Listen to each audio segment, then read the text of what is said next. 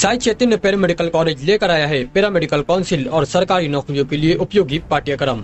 EMLT, radiology technician, health sanitary inspector में admission जारी है। हमारा पता याद रखे, Sai Chaitanya paramedical college, Ruby CT scan के ऊपर, Mochi corner, camp road, Malegaon. आदिवासी हे आपल्या प्रांताची एक संस्कृती आहे। या आदिवासींच्या सर्वांगीण विकासासाठी शासन दरबारी प्रयत्न करणार असून त्यांना सर्व शासकीय सेवांचा लाभ मिळवून देण्यासाठी आपण कटिबद्ध आहोत, असं प्रतिपादन पालकमंत्री दादा भुसे यांनी केलं आहे। इथल्या मस्मा महाविद्यालयाच्या प्रांगणात जागतिक आदिवासी दिनानिमित्त आयोजित आदिवासी मेळाव्याप्रसंगी पालकमंत्री भुसे बोलत होते। मालेगाव शहरात सकाळपासून सुरू असलेल्या संततधार पावसात हा कार्यक्रम मोठ्या उत्साहात पार पडला। यावेळी सुरू असलेल्या पावसात पालकमंत्री भुसे यांनी उपस्थितांना संबोधित केलं।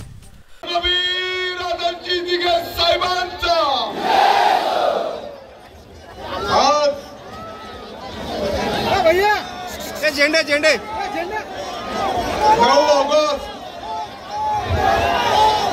जगाच्या पाठीवर आजचा हा शुभ दिवस मालेगाव तालुक्यातील भारदे गावाचे मोतीराम सोनू सोनवणे ज्यांनी स्वतःचा जीव धोक्यात घालून जे 15 मच्छीमार त्या टेकडीवर अडकलेले होते, पुराचं पाणी वाढत होतं, त्या मच्छीमारांना प्यायला पाणी नव्हतं, खायला अन्न नव्हतं आणि म्हणून आपल्या मोतीराम सोनवणेने स्वतःचा जीव धोक्यात घालून ट्यूबवर पोहत जाऊन त्या 15 मच्छीमारांना पाणी आणि अन्न पुरवण्याचं काम त्या ठिकाणी केलं।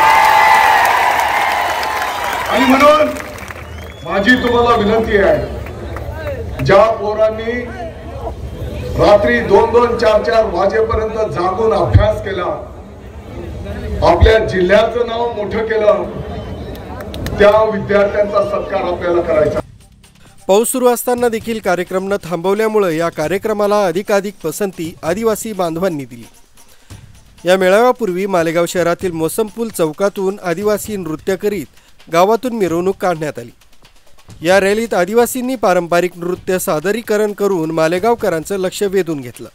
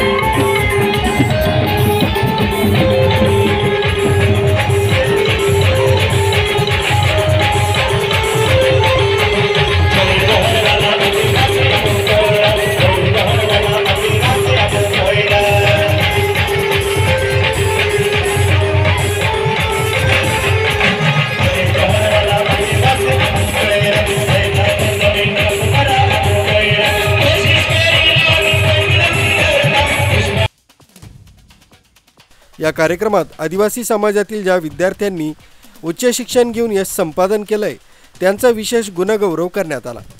माध्यमिक, उच्च माध्यमिक, महाविद्यालयीनसह पदवी किंवा अन्य कुठल्याही शाखेतून यश संपादन करणाऱ्या सर्व गुणवंतांचा गौरव या कार्यक्रमात करण्यात आला।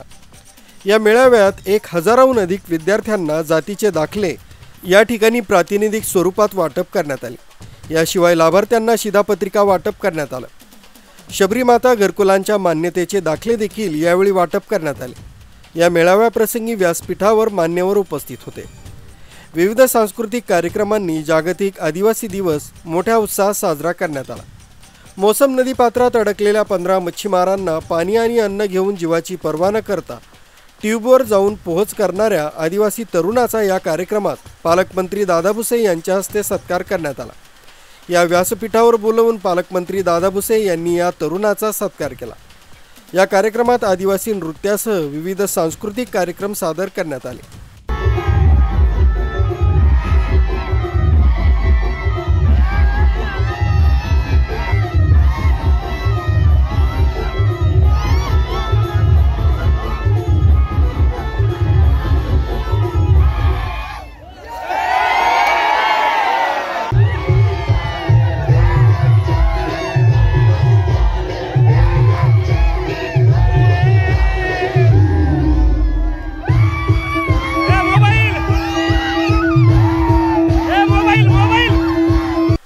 पालकमंत्री दादा भुसे यांनी या कार्यक्रमात भर पावसात भाषण केलं। बांधवांना शबरी या घरकुल योजनेचा लाभ त्या ठिकाणी मंजूर झालेला आहे आणि त्या कुटुंबांना या घराच्या मंजुरीचा आदेश आज या ठिकाणी आपण प्रत्यक्ष देणार आहोत। गावागावातून आलेल्या माझ्या आदिवासी बांधवांना विनंती आहे, आपल्या गावामध्ये जर कोण आपला आदिवासी बांधव ज्याला अजूनही घर मिळालेलं नाही, अजूनही तो झोपडीमध्ये राहतो आहे, ज्याला घराची गरज आहे, अशा आपल्या गावातल्या आदिवासी बांधवाने त्यांच्या ग्रामसेवककडे ताबडतोब नाव नोंदवा। येणाऱ्या महिनाभराच्या आत आपल्या मालेगाव तालुक्याच्या 3000 आदिवासी बांधवांना घर आपण देणार आहोत। आणि म्हणून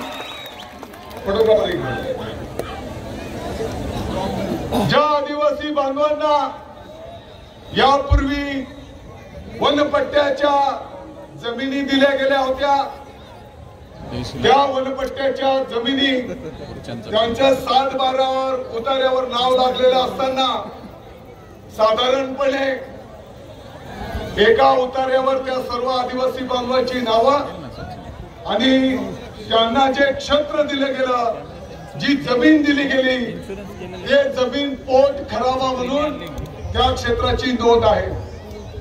आणि म्हणून आपल्या या आदिवासी बांधवांना सरकारी योजनेचा लाभ मिळत नाही, त्यांना कर्ज काढता येत नाही, त्यांना तारण देता येत नाही। आणि म्हणून संपूर्ण नाशिक जिल्ह्याच्या आदिवासी बांधवांना